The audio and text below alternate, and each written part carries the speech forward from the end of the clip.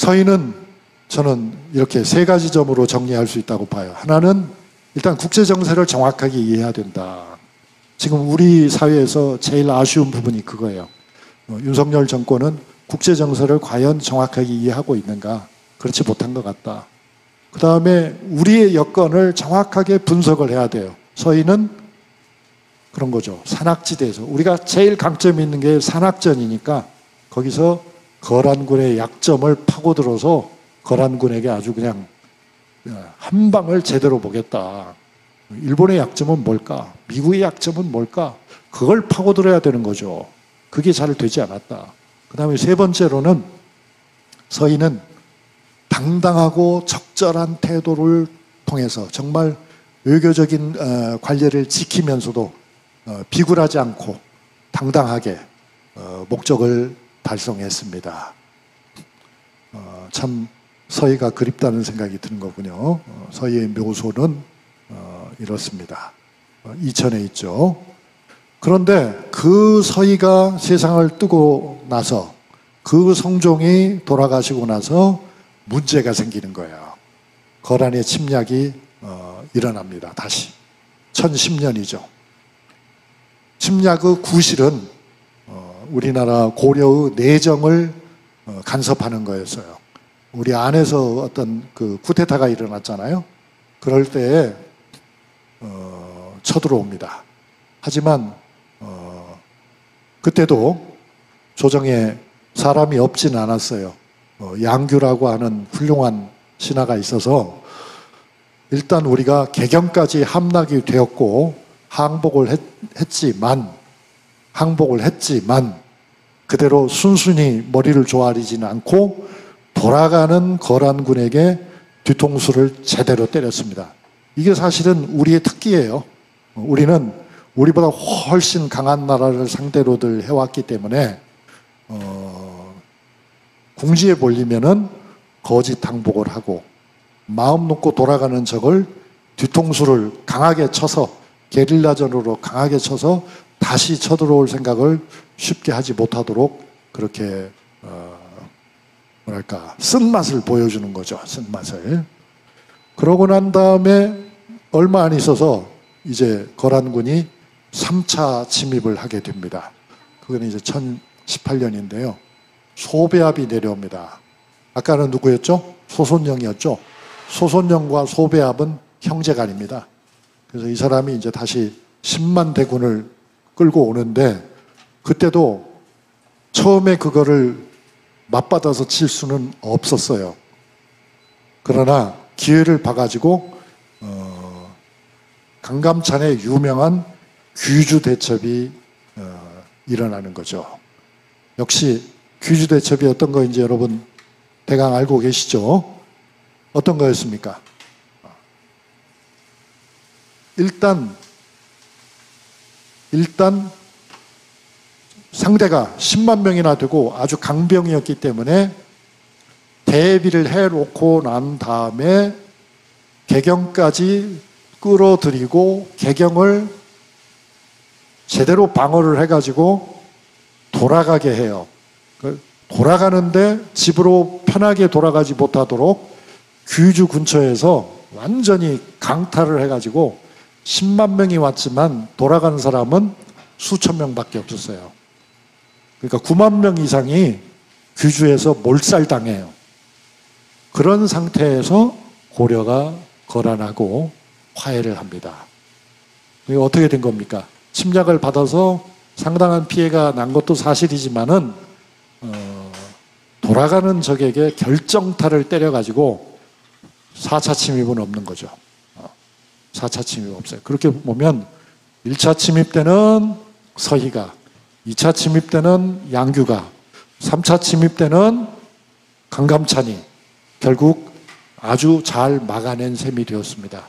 그래서 우리는 거란에게 영토를 빼앗기지도 않았고 거란에게 많은 조공을 바치지도 않았고 자존감을 지킬 수가 있었던 겁니다. 그게 바로 11세기 초까지의 우리의 상황이에요. 11세까지 우리의 상황은 객관적으로 보면은 저들을 우리가 직접 상대할 수 없는 그런 약자의 처지였지만 그러나 굴하지 않았다.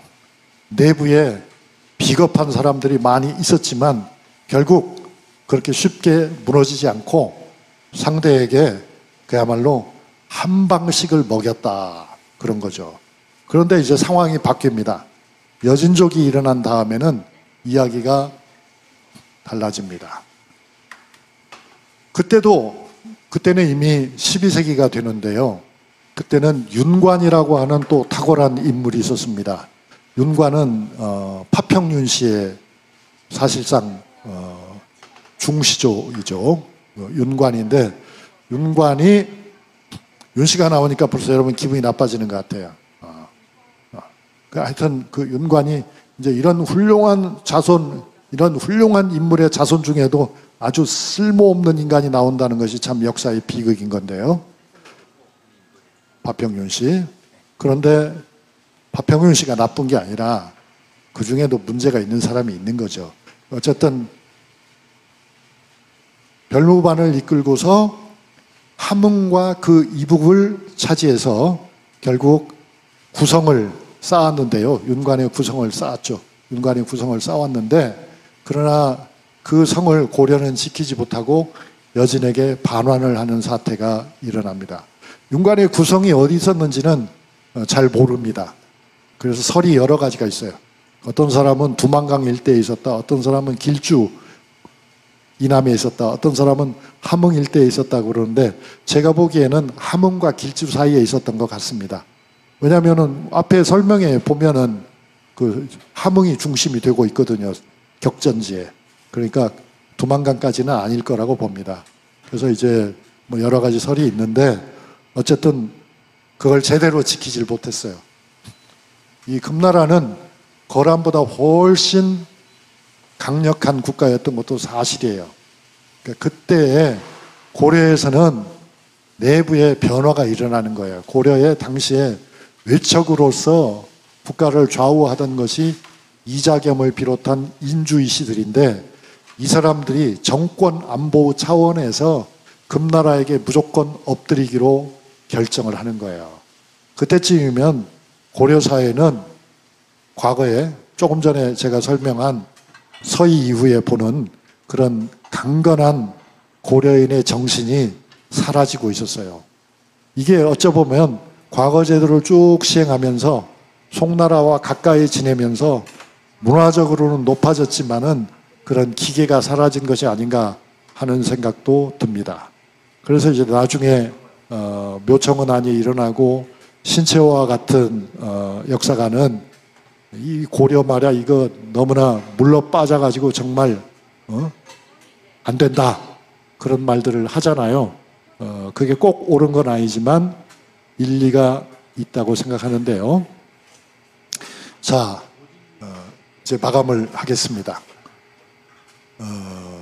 세 가지 점이 중요하죠. 첫째로는 서희의 그 맹활약이 아주 중요했는데 역사적 통찰을 가진 인물이었기 때문에 서희가 그런 성과를 냈다는 생각도 하고요.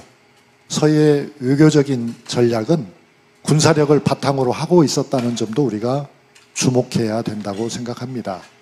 그 다음에 두 번째로 드릴 말씀은 그 이후에 서희가 작고한 다음에 세상을 떠난 다음에도 거란족은 2차, 3차의 침략을 감행했죠. 그러나 그때도 여전히 우리 고려에는 의기가 살아 있었다. 그래서 정변으로 승부를 못하면은 거짓 항복을 하거나 안으로 깊숙이 끌어들여서 보급로를 연장해서 적군이 어려움에 빠지게 한 다음에 강타를 친 거죠. 강하게 타격을 줘서 다시는 쳐들어오지 못하도록 막아냈다 하는 고려의 기상이 아직 뚜렷하게 살아있었다. 11세기까지는 아직 고려다웠다. 이렇게 볼 수가 있습니다.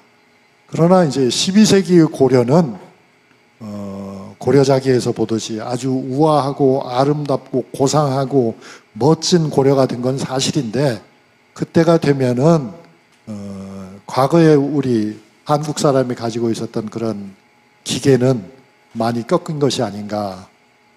매우 문약해진 것이 아닌가, 물러진 것이 아닌가 하는 그런 아쉬움을 느끼게 됩니다. 그러니까 한 나라도 시대에 따라서 이런 부침이라고 하죠. 때로는 강하게, 그러나 때로는 약해지는 그런 흐름이 있는 것입니다. 우리 여러분들은 민주시민이시고 지금 우리가 역사적 통찰도 없고 교양도 없고 상식이 없는 그런 무능하고 악랄한 정권에 신음을 하고 있지만 이것으로 우리의 역사가 끝나는 건 물론 아닙니다.